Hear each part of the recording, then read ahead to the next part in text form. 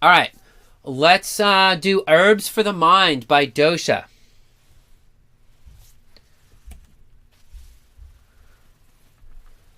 Let's first talk about Vata. One of the a great herb for Vata in the mind is Jatamumsi. Jatamumsi is especially useful in nervousness, epilepsy, Parkinson's, and insomnia. By nature, it clears pitta and it's calming. It's a calming herb. It also promotes mental clarity. And it essentially just cools and nourishes a hot and exhausted nervous system. Jyotishmati, another herb for Vata, is memory enhancing and improves intellect. Bringaraj is a great rejuvenative for Pitta, but also great for Vata because it calms the mind, improves memory, and is a strong anti-inflammatory.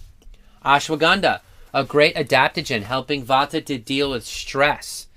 It's a grounding herb that improves vigor, which Vata needs, and it's also helpful for anxiety, depression, and insomnia. Dashamula calms the nerves and removes excess Vata from the system. Great relaxing formula for the nervous system. Brahmi. Now, Brahmi can go either way. Some Vata people say it increases their Vata because it makes them spacey and promotes too much like subtle quality, clarity quality, and other people say it works for them. So you may want to check it out for you. Vacha is a strong, pungent, spicy herb that's very grounding also, and it's used in Ayurveda for many nervous system disorders, especially speech disorders. Actually, Vacha means to speak. So, but I just want to mention that it's illegal to sell for human consumption in the United States. And so, you may not be able to use that in the United States.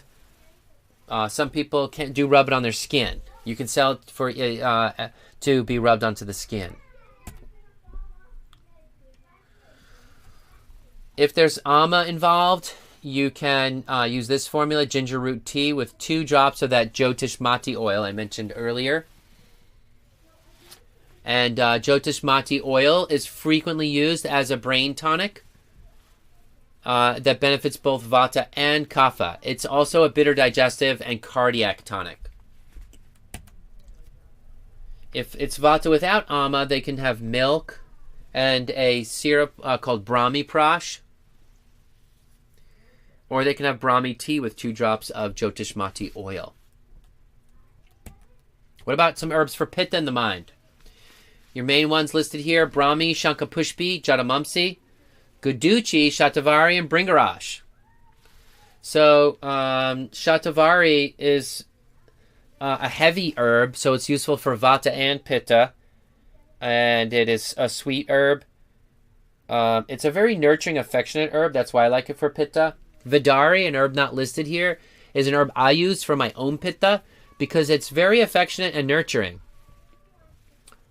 Shankapushpi. Shankapushpi is a great herb. I don't know if we mentioned that for Vata, but Shankapushpi is a very calming herb. Another good one to check out.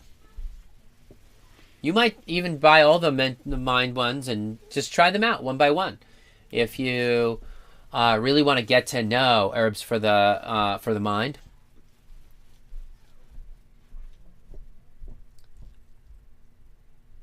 So, let's go over herbs for Kapha in the mind. For herbs for Kapha in the mind, Jyotishmati. That's not Marti. That should be Mati. Jyotishmati. Vacha, licorice root.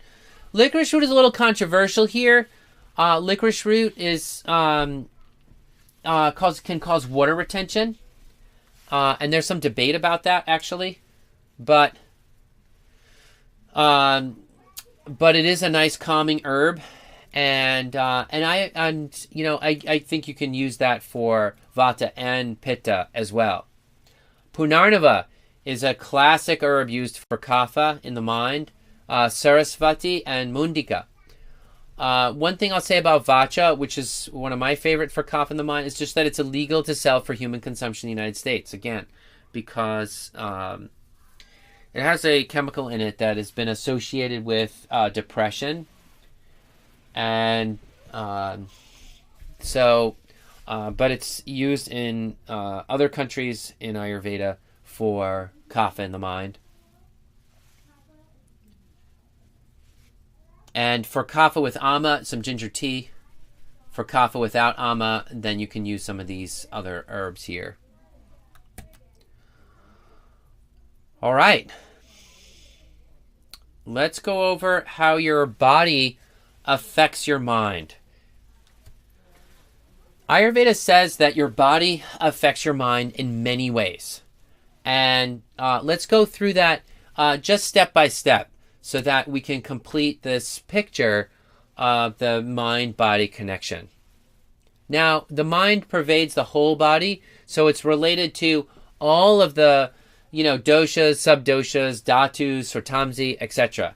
But there are some areas of the body that the mind is particularly affected by, and one of them is pranavayu.